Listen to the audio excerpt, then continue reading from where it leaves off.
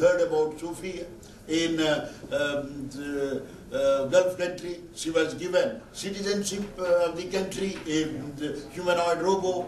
So there are things which are exciting what we find thanks to advances in electronics, computing, AI, learning and all that stuff. But then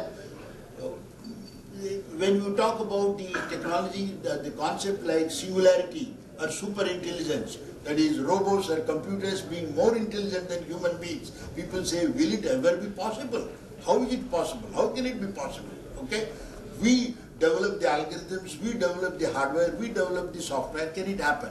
But then there is a group which is arguing machines can be intelligent, they can develop more intelligent algorithms, it will happen. Even the recent controversy what you have heard about the chatbots getting into a conversation, they were talking in some language which nobody could understand.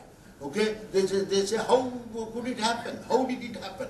So there are a lot of interesting things in computing in general. You see, particularly future, if you witness, AI learning will have a tremendous role in our day-to-day life in everything. Of course, we may be concerned that our jobs will be replaced, but we don't know what will happen. Our distinguished chief guest may say as industry guru, because we sometimes don't know what type of jobs the industry will need in future. Their qualification we don't know, their job profile we don't know. What jobs will come in future, okay? There will be totally different types of jobs, probably which even the industry doesn't know right now what job profiles will come, okay?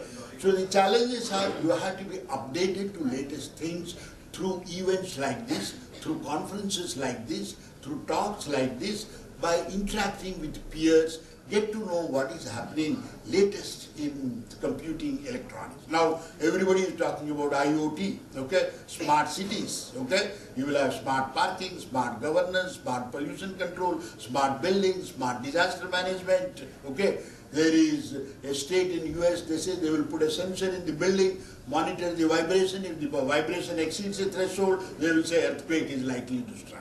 You can predict floods, you can predict tsunami, do all that thing to wireless technology, sensors and all that thing, sensor networks. So IoT is going to play a big role. The chair on which you are sitting, your automobile, your refrigerator, your dreams, everything will be connected to the net or the cloud.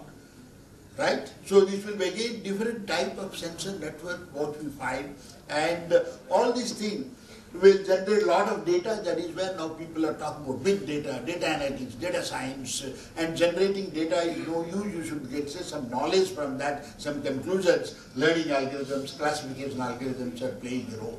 That's where we talk about our neural network, SVM, you find paper there, okay? And these are compute intensive, high performance computing will have a role.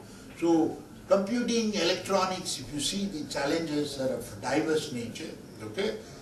So, in that direction, I think the conference has put two important areas together: wireless technology, mobility, 4G, 5G, future, what is happening, so that people get an exposure to that, integrating all these things.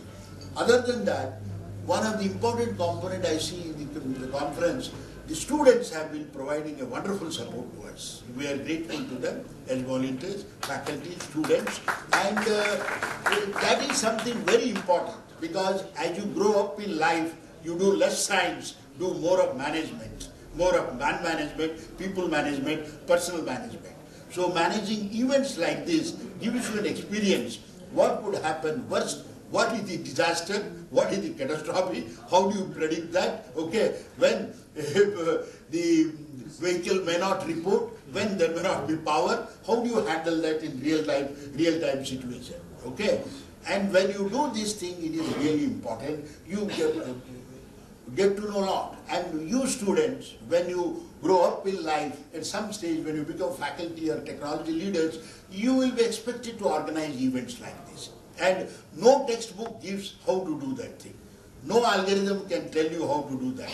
Web doesn't tell how to do that. Only by interacting with your professor, with your colleagues, you understand you observe from a distance and see how they do it, and you codify that knowledge. So that's a good experience. And tomorrow when you go to industry, that is what you will have to do. You will have to gel in a group of people, do something, get